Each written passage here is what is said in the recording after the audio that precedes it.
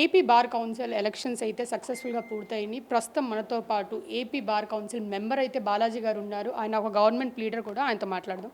So first of all congratulation for being elected.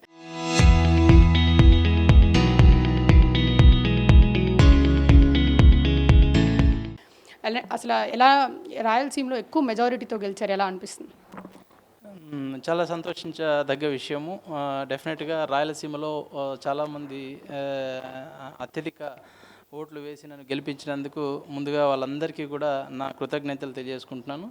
నాకు రాయలసీమలో challenging అనిపించింది ఏంటంటే, అక్కడ నా యొక్క గ్రూప్ని నేను క్రియేట్ చేసుకోవడానికి కొంచెం టైం పట్టింది. నా గ్రూప్ క్రియేట్ అయిన తర్వాత నాకు చాలా మద్దతు, కమిట్మెంట్గా చాలా ప్రతి ఊళ్ళో కడప కానీ, రాయలసీమ అనంతపూర్ కానీ, చిత్తూరు, కడప, నెల్లూరు ఈ ప్రాంతాల్లో లాయర్లందరూ కూడా వాళ్ళు సొంతంగా ఎన్నికల్లో నిలబడినట్టుగా చేశారు కాబట్టి నేను ఇంత అత్యధిక మెజారిటీతో గెలిచానని నేను అనుకుంటున్నాను. సో ఇలా ఈరోజు విజయవాడలో ఇంత గ్రాండ్ ఈవెంట్ చేయడానికి కారణం ఏంటి? సో గ్రాండ్ ఈవెంట్ ఏంటంటే, యాక్చువల్గా ఈ bar council election counting process అనేది it's a very lengthy process. యాక్చువల్గా ఒక్కొక్క స్టేట్స్లో దాదాపు యూపీ లాంటి స్టేట్స్లో అయితే 4 నెలలు 5 నెలలు పడతాయి. అట్లాంటిది మన రాష్ట్రంలో రిటర్నింగ్ ఆఫీసర్ ఆధ్వర్యంలో, జస్టిస్ శేషసాయి గారి ఆధ్వర్యంలో మనకు కేవలం 30 రోజుల్లోనే ఈ కౌంటింగ్ ప్రాసెస్ అంతా కంప్లీట్ చేసి సక్సెస్ఫుల్గా హైపవర్ కమిటీకి 23 మంది ఎలక్టెడ్ మెంబర్స్ని డిక్లేర్ చేసి ఇవ్వడం జరిగింది. సో కాబట్టి వాళ్ళు మిడ్ నైట్స్ కూడా తెల్లవారుజామున 3 గంటల వరకు కూడా కౌంటింగ్ ప్రాసెస్ చేశారు. సో వాళ్ళ కష్టం నేను చూశాను. సో కాబట్టి at least it is my minimum responsibility to say the thanks by organising this felicitation event. So మీరు పబ్లిక్ ఇంట్రెస్ట్ కేసెస్ కూడా చాలా చేశారు, దాని గురించి మనం చెప్పగలరా? నేను from the beginning of my practice, so నాకు ఏదైనా ఒక ఇల్లీగాలిటీ అనిపిస్తే డెఫినెట్గా pro bono I will do the research and I will file a cases. So అట్లా చాలా కేసులు ఫైల్ చేస్తూ ఉంటాను. But I have famous like a pro bono advocate, and also I am famous as a public interest litigation advocate. ఈసారి చాలా రోజులు ఎన్నికలు జరిగినాయి అంటారు, ఎందుకు? అసలు ప్రాసెస్ ఏంటి? సో ప్రాసెస్ ఏంటంటే, ఇప్పుడు జనరల్గా ఎలక్షన్స్లో ఎలా ఉంటాయంటే, ఎవరో ఒకరినే గెలిపించుకుంటారు, ఎవరికి అత్యధిక ఓట్లు వస్తే వాళ్ళని ఎలక్టెడ్ మెంబర్స్గా డిక్లేర్ చేస్తారు. ఇందులో అలా ఉండదు. First preferential vote, second preferential vote, ఆ విధంగా ఎంతమంది గెలవాలో 23 మంది ఎలక్ట్ కావాలి కాబట్టి 23 ప్రిఫరెన్షియల్ ఓట్స్ ప్రతి ఒక్కరు వేయచ్చు.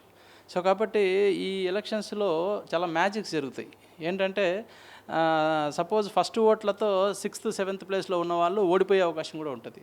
అదేవిధంగా 25-30 ప్లేస్లో ఉన్న వాళ్ళు సెకండ్ ఓట్స్ వాళ్ళ కౌంట్ అయ్యి వాళ్ళు పైకి వచ్చి గెలిచే అవకాశం ఉంటుంది. అండ్ మోర్ ఓవర్ ఒక ఓటుని ఒక ఓటులాగా కాకుండా 100తో డివైడ్ చేసి 100 పాయింట్స్గా ఒక ఓటుని కూడా క్యాలిక్యులేట్ చేసి అందులో 100 పాయింట్స్లో 98, 99, అదేవిధంగా 30 ఈ యొక్క ఓటులో డివైడ్ చేసి కూడా ఒక్కొక్కసారి గెలిచే అవకాశం ఉంటుంది. సో ఆ విధంగా ఇది చాలా టెక్నికల్గా క్యాల్కులేట్ చేసి కౌంటింగ్ చేసే పద్ధతి ఉంటుంది. సో కాబట్టి ఈ యొక్క ఎలక్షన్స్ యొక్క విధానం అనేది పూర్తిగా జనరల్ ఎలక్షన్లకు భిన్నంగా ఉంటుంది.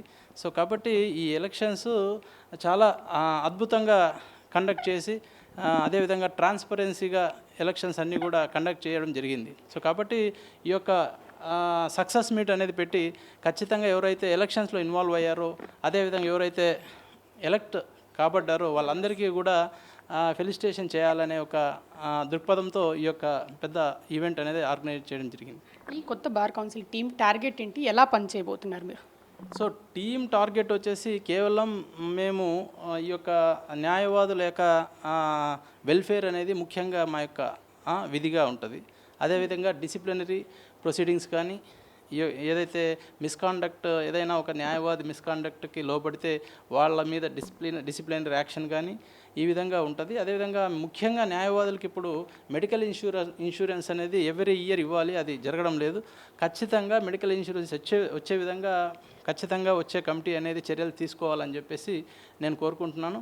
అదేవిధంగా ఒక అడ్వకేట్స్ భవన్ అనేది మనకు రాష్ట్ర వ్యాప్తంగా జిల్లాల నుంచి వచ్చే న్యాయవాదులకు మనకు అమరావతి హైకోర్టులో అయితే ఏముంది, కర్నూలులో ఒకవేళ హైకోర్టు షిఫ్ట్ అయితే అక్కడైతే ఏముంది, ఈ యొక్క న్యాయవాదులు వచ్చినప్పుడు వాళ్ళకి అకామిడేషన్ అయితే ఏముంది, ఒకవేళ అక్కడ ఏదైనా సెమినార్ కండక్ట్ చేయాలంటే ఒక మంచి వరల్డ్ క్లాస్ సెమినార్ చేయడానికి ఒక కాన్ఫరెన్స్ హాలు, అదేవిధంగా లైబ్రరీ, ఈ లైబ్రరీ ఇవన్నీ కూడా ఏర్పాటు చేసుకునే విధంగా కృషి చేయాలని చెప్పి దానికి నేను కృషి చేస్తానని చెప్పి మీ ద్వారా మా న్యాయవాదులందరికీ తెలియజేస్తున్నాను. మీరు ఎలాంటి సర్వీసెస్ చేస్తారు సార్ జనరల్గా?